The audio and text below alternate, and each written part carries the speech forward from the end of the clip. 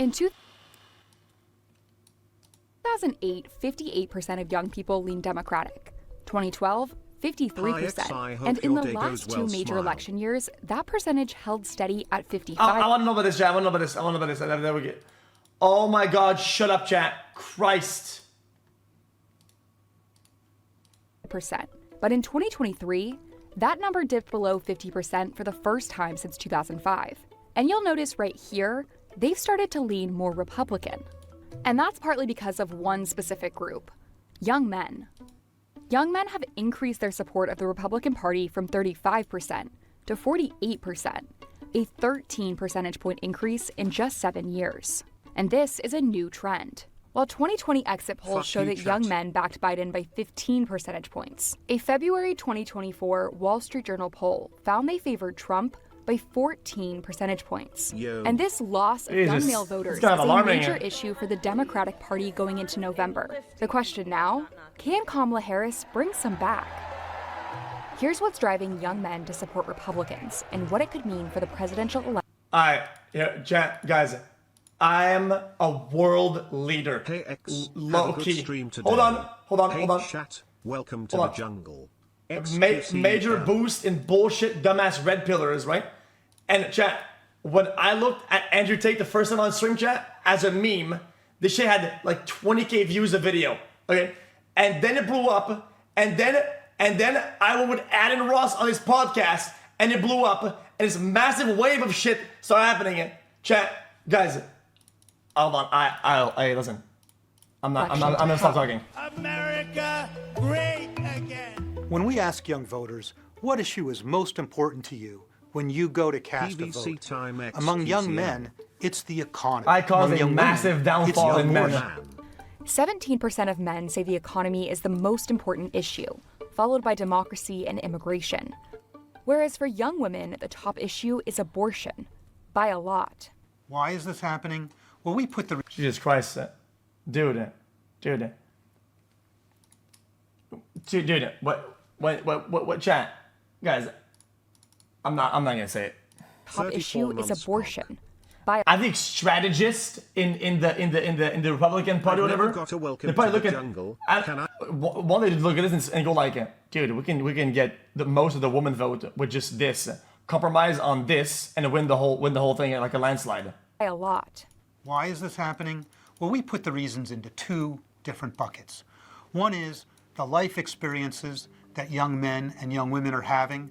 Those life experiences are diverging. Young men without a college degree have seen the greatest decline in labor force participation. Young men, because of all the bullshit that think that their only value is money, and girls only care about money, and it's all about money stuff, so they only care about money stuff. It's like they make everything about the dollar sign. It's brain dead. But things, guys, it's a self-fulfilling thing. It's like a self-fulfilling prophecy. Because the more you think that, the more it's real. I'm not kidding it. Guys, I wish you understood this. It's one of the most important things I wish I will never be able to teach you. Because only experience will teach you that. If all you care about is that, it's all people care about. And it goes into a cycle, right? And it's hard to get out of that. Meanwhile, a record 87% of college-educated women are in the workforce. And today, women make up 60% of college graduates. This division that we're seeing between young men and young women, it goes beyond who they're going to vote for Congress or president. It goes to a range of policy issues. So then let's look at what the government is offering. The Biden administration has moved to forgive federally funded student loans. That affects young women more than young men. Wait, say that one more time, brother. So then let's look at what the government is offering. The Biden administration has moved to forgive federally funded student loans. That affects young women more than young men. Chat, I thought they remove people's loans, right? If they work in the government, there's a bunch of criterias, and it ends up being like literally none of these people that want that. It ends up being like literally none of the people that are advocating for this. It's just kind of odd. It's like when the poor advocate for the really rich. It's like, guys, like, you think we're on the same team or some shit like that. You're not doing yourself any favors. During the 2019-2020 school year, 49% of female undergraduate students took out loans, compared to only 42% of male undergraduates. That's just true. And 66% of all student debt is carried by women. The young women favored forgiving student loans by 45 percentage points. The young men were about equally divided. I mean, that's a big difference. Meanwhile, young men support extending Trump's tax cuts by 23 percentage points, which cut the corporate tax rate and reduced some individual income tax. And now, because of our tax cuts, you can keep more of your hard-earned money. But women oppose the proposed extension by 20 percentage points, a full 43-point difference. That's data that goes like this. Young men headed in one direction and young women in the other. That's a big difference. Data does not usually segment young voters that remarkably. This is something new. Which brings us back to this chart. 22% of young female voters say abortion is their #1 issue in this election, a key aspect of Harris's campaign. We trust women to make decisions about their own body. Only 3% of young male voters said the same. And young men and women stacked up differently on other issues as well. With immigration, Trump's policies are much more likely to be supported by men than women. Men support deploying troops at the border by 10 percentage Detain and deport, minus 30%. Okay. points, whereas women oppose this policy by 15 points. And when it comes to building the wall, one of Trump's key immigration policies, men are only slightly leaning towards opposition, but women overwhelmingly oppose it. These gaps are hard to explain just by differences in lived experience, which brings us to the second thing that explains the gap between young men and women. What are the candidates and what are the parties saying to young voters? Donald Trump and the Republican Party are putting out a lot of messages expressly intended to appeal to young men. Donald Trump has gone to Ultimate Fighting Championship matches. Chad, this is why I met Mark Zuckerberg. I was right there. He was going this position, and I was going the other way. Boom, right there. Boom. He recently appeared on the podcast What a with cool Logan guy. Paul. He's so short, though. He went to a sneaker convention to sell his own brand of sneakers. We got to get young people out to vote. These are audiences that are overwhelmingly male and overwhelmingly filled with young men. And it's a way that Donald Trump and his campaign have been saying, hey, young men, I'm with you. I'm on the same page as you. I understand you.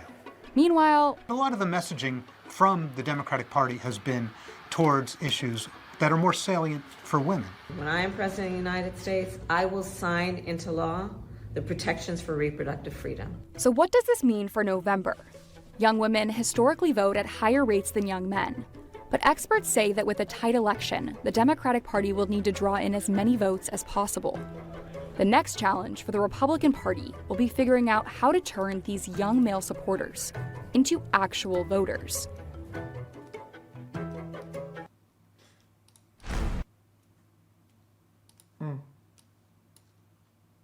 Interesting.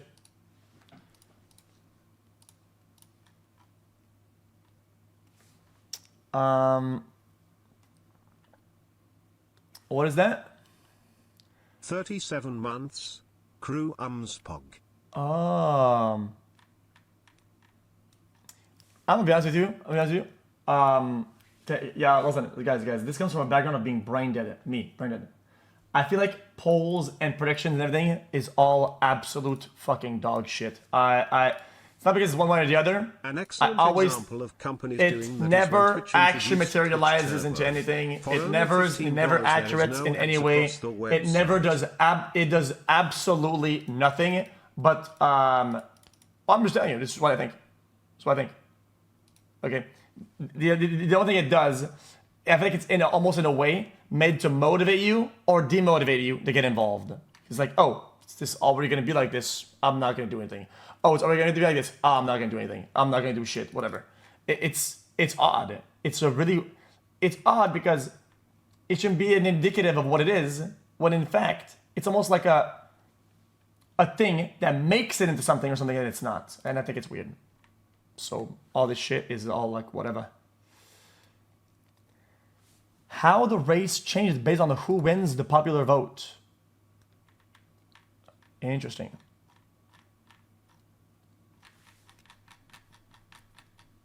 I don't think it's rigged in any way, though. Well, I think, okay, depends on what you think the word rigged is. I think everything is rigged. So yes, I think yes, it absolutely is rigged, but not in the way you think I'm saying it. I think the whole thing is fucking rigged in the beginning. No shit.